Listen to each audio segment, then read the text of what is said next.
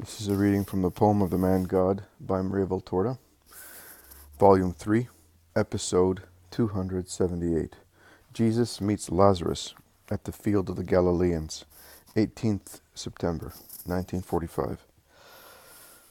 The famous field of the Galileans, I think that is the meaning of the word used by Jesus to point out the meeting place with the 72 disciples sent ahead of him, is part of the Mount of Olives towards the road to Bethany, which actually passes there, and it is precisely in this place that in a vision of long ago I saw Joachim and Anne camp with Alphaeus, then a little boy, near other tents made with branches, at the Feast of the Tabernacles, which preceded the conception of the Blessed Virgin.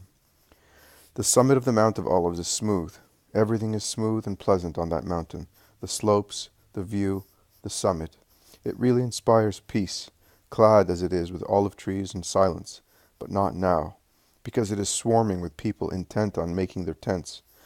But generally, it is a place of tranquility and meditation.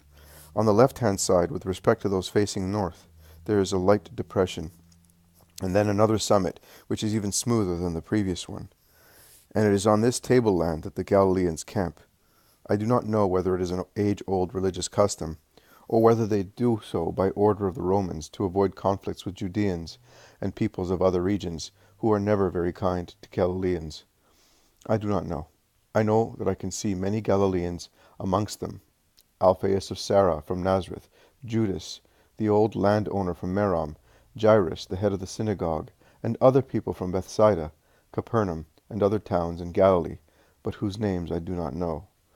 Jesus points out the place where they should put up their tents, on the eastern edge of the field of the Galileans, and the apostles, together with some disciples, among whom there is John the priest and John the scribe, Timaeus, the head of the synagogue, Stephen, Ermastius, Joseph of Emmaus, Abel of Bethlehem in Galilee, begin to make their tents with branches.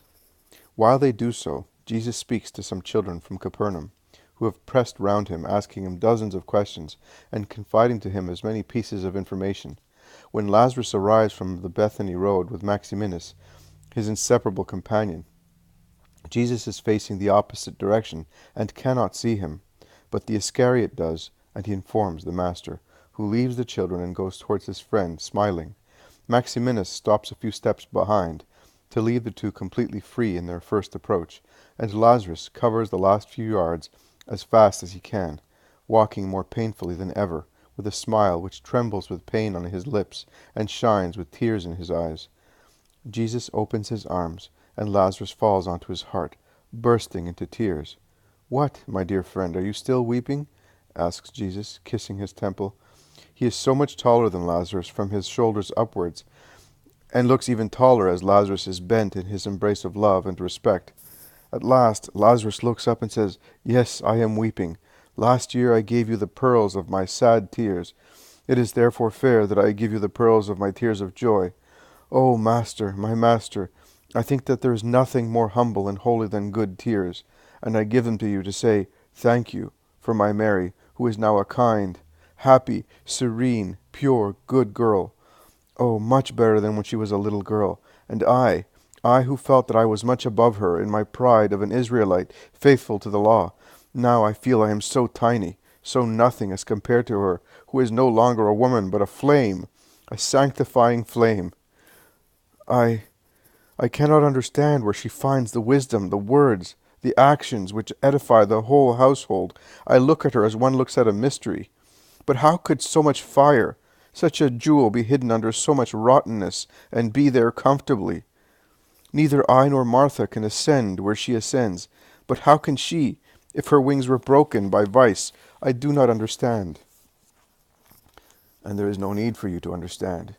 It is enough that I understand. But I tell you that Mary has turned the powerful energy of her being towards good. She has bent her character towards perfection. And since her character is of powerful absolutism, she thrusts herself unreservedly on that way. She makes use of her experience in evil to be as powerful in good as she was in evil, and using the same method of giving herself entirely as she did in evil, she has given herself entirely to God.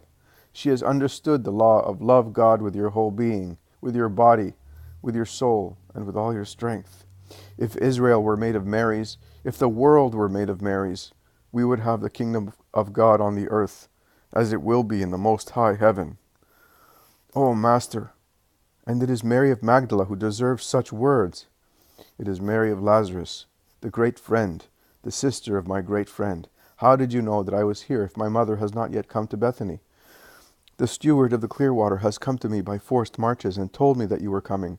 Every day I sent a servant here. A little while ago he came saying, "He has arrived and is at the field of the Galileans." I left immediately. But you are suffering so much, Master, my legs. And you came. I would have come soon. My anxiety to tell you my joy was tormenting me. I have had it in my heart for months. A letter, how can a letter say such things? I could not wait any longer. Will you come to Bethany? Of course, immediately after the feast. You are anxiously awaited. That Greek girl, what a mind! I speak very much with her, anxious as she is to learn about God, but she is very well educated, and I succumb because I do not know certain things very well. It takes you. And I will come. Now let us go to Maximinus, and then I beg you to be my guest. My mother will be happy to see you, and you will be able to rest. She will soon be here with the boy. And they go to Maximinus, who kneels down, greeting him.